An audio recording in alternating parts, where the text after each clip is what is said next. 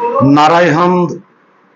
इंसान सिर्फ रोटी ही से नहीं जीता, बल्कि हर एक कलमे से जो खुदा के मुंह से निकलता है।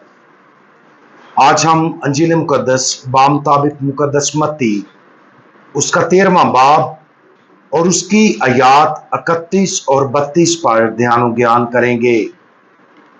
और आज हम आजाना आगाज से इसके बारे में सुनेंगे। उसने एक तमसील उनके सामने पेश करके कहा कि आसमान की बादशाही राई के दाने की मानिंद है, जिसे किसी आदमी ने अपने खेत में बो दिया।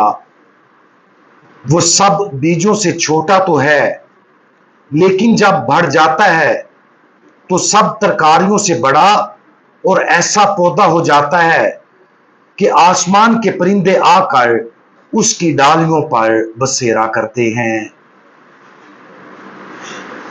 आज की अंजील मुकद्दस दो मुख्तसर लेकिन गहरे तौर पर भरपूर तमसीलें राई का दाना और खमीर पेश करती हैं।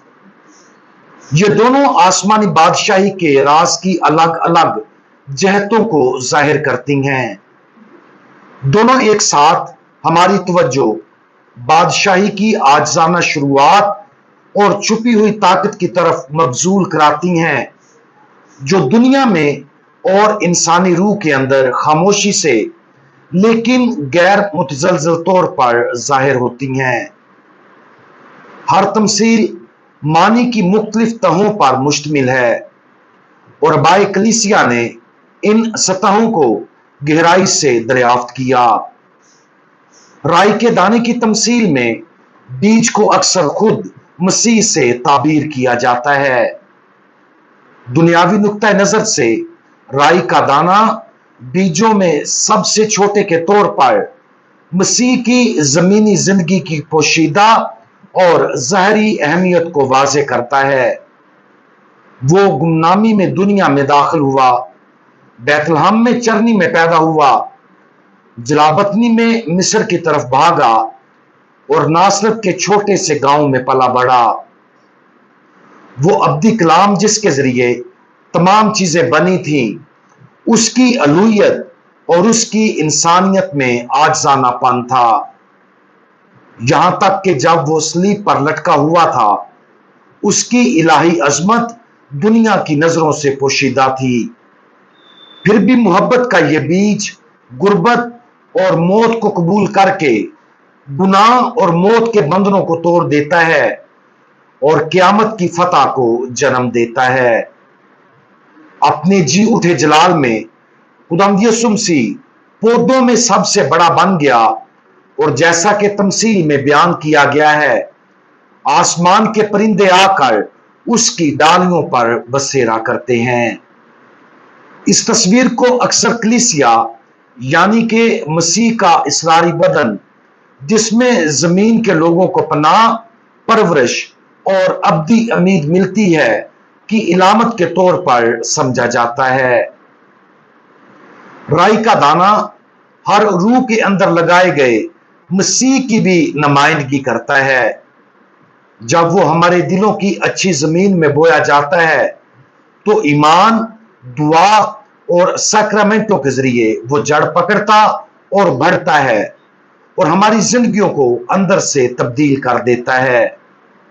अगरचे उसकी मौजूदगी को हम इब्तिदा में महसूस नहीं कर पाते, लेकिन उसमें हर हद से ना सिर्फ हमारी जिंदगियों में बल्कि उन तमाम लोगों की जिंदगियों में जिनसे हम मिलते हैं बढ़ने की ताकत है। बिलाखिर ये तरक्की नए आसमानों और नई जमीन में अपनी तकमील पाती है, जहां खुदा की बादशाही मुकम्मल तौर पर जाहिर होगी। दूसरी तमसील जिसमें खमीर का जिक्र है, एक और तरह से इसी तरह की सच्चाई का इजहार करती है। खमीर को अक्सर मसीह या उसके फजल से ताबीर किया जाता है, जो खामोशी और मुवस्सर तरीके से रूह के अंदर फजल के छुपे काम की इलामत के तौर पर काम करता है। आटे के 3 पैमानों में मिलकर ये आहिस्ता आहिस्ता पूरी खेप को तब्दील कर देता है, जो ये जाहिर करता है कि यहां मसीह ना सिर्फ हमारे दरमियान है, बल्कि हमारे अंदर और हमारे वजूद के हर हिस्से को अंदर और बाहर से पाक करता है। आज की अंजील मुकद्दस जो नबी की मार्फत कहा गया था, उसके एक खूबसूरत इक्तबास के साथ खत्म होती है, जो ज़बूर 78 उसकी दूसरी आयत से लिया गया है। मैं तमसील के लिए अपना मुंह खोलूंगा और कदीम जमाने के असरार बयान करूंगा। सतही तौर पर तमसीलें सादा नजर आती हैं, लेकिन वो उन लोगों से इलाही सच्चाइयों को छुपाती हैं जो बेहिस या मगरूर हैं। लेकिन उन लोगों के लिए जो उन्हें ईमान के साथ कबूल करते हैं और दुआ के साथ उन पर गौर करते हैं, रूह कुदुस इन तमसीलों के अंदरूनी मानी को खोलता है।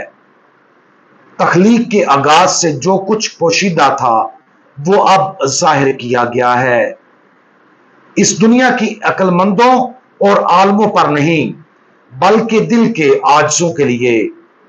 इस तरह तमसीलें इलाही हिकमत के एक मकतब के तौर पर काम करती हैं, जो रूह को महज जाहिरी शक्लों से आगे खुदा के अब्दी मंसूबे की गहराइयों में जाने की दावत देती हैं।